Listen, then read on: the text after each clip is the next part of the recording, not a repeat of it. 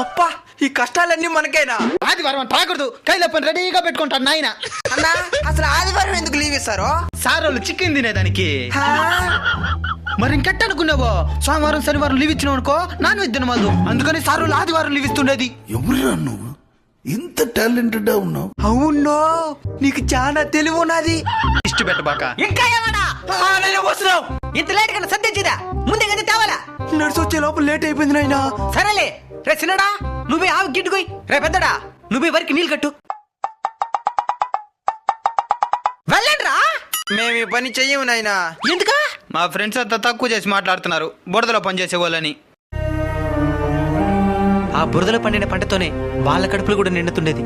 అయినా చిన్నపిల్లలు తెలిసి తెలియకుండా మాట్లాడేసి ఉంటారు, దాన్ని పట్టించుకోవద్దండి. తెలిసి మాట్లాడినా తెలియకుండా మాట్లాడినా ఇది బురదే కదా. మేము ఇంక బురదలో పని చేయము నాయనా.